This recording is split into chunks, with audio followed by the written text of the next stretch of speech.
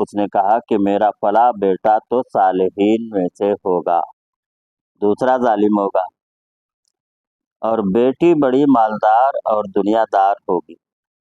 लोगों ने कहा कि ये कैसे तुझे गैब का इल्म है? कहने लगी, मैं तो नहीं जानती, लेकिन मैंने पहले को देखा तो उसे अल्लाह से बहुत डरने वाला पाया। वो किसी बच्चे पर जुल्म नहीं करता, उसका दिल हर वक्त अल्लाह ताला की याद में रहता है। उससे मैं ये समझ गई कि वो नेकी की तरफ बढ़ जाएगा। दूसरे को देखा तो उसके बरअक्स पाया तो समझ गई कि वो शर की तरफ जाएगा। बच्ची को देखा, हालांकि वो अभी छोटी है, उसे बुलंद पाया की सनत बनाते देखा कि वो पाजेब, हार, बाजूबंद और दीगर जेवर रात बनाती है, जो औरतों के पहनने और जीनत के काम में आते हैं। वो हर वक्त उसी में लगी रहती है। यहाँ से समझ लिया कि इसे बहुत सी दुनिया हासिल होगी।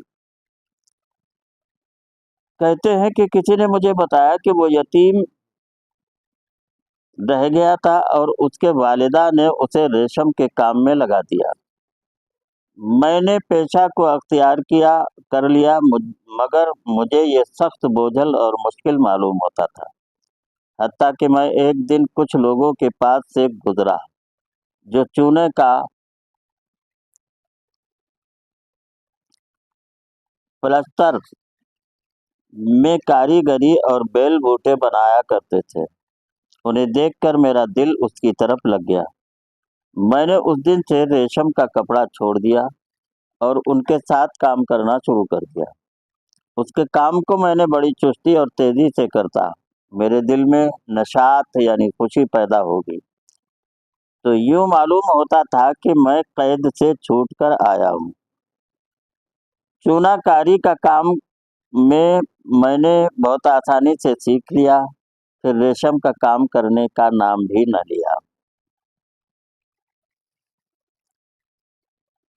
तो जैसे कोई भी चीज है, कौन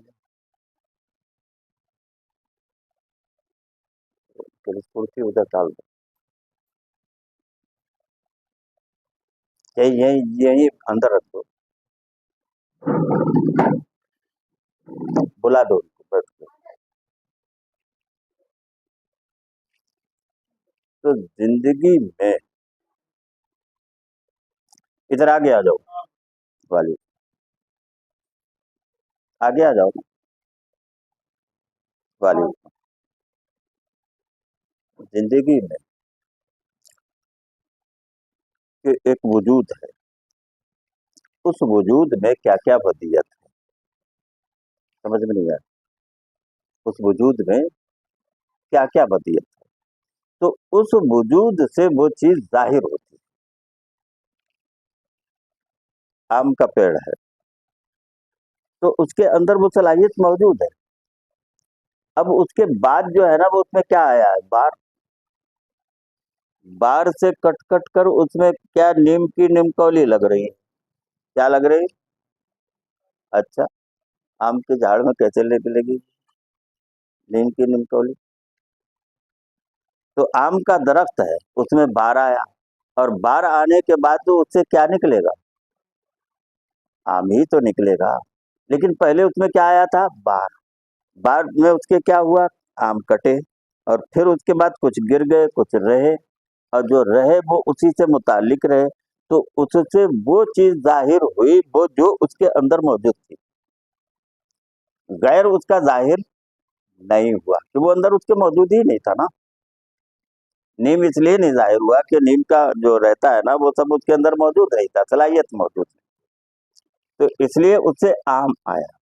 इसी तरीके से जो मर्द औरत जो भी रहते हैं, तो उनमें क्या है, खुदा ने उनमें कौन कौन सी सलाहियत रखी, तो बड़े होकर उनसे क्या जाहिर होता है, वही तो जाहिर होगा ना जो उनके अंदर मौजूद था। वो नहीं जाहिर होगा। एक वजह तो ये है कि आज दुनिया अगर गुनाहों की तरफ माइल है, तो वो क्यों? अंधेरा। पहले ऐसा था कि एक मोहल्ले में 10 आदमी ऐसे होते थे जो मारिफत वाले होते थे, जिनके घर जो है ना वो क्या है, रोशन थे अल्लाह तबारक व तआला की याद से। दीन मतीन की खिदमत के लिए उनके दिल दिमाग सब सारी चीजें क्या थी, रोशन थी। जिस तरीके से जैसे पेड़ नहीं है तो ऑक्सीजन भी कम हो जाता है, और जहाँ पर पेड़ है ज्यादातर तो वहां पर ऑक्सीजन भी ज्यादा बनता है। तो पहले जमाने में घर घर जो है ना वो क्या है, इबादत गुजार मौजूद थे और अल्लाह वाले मौजूद थे। तो उनके नूर का असर जो है ना वो बंदों पर भी पहुंचता था। उनके नूर का असर जो है ना किस पर पहुंचता था, जिसका नतीजा क्या होता था, वो भी इबादत को लग जाते थे। समझ गए।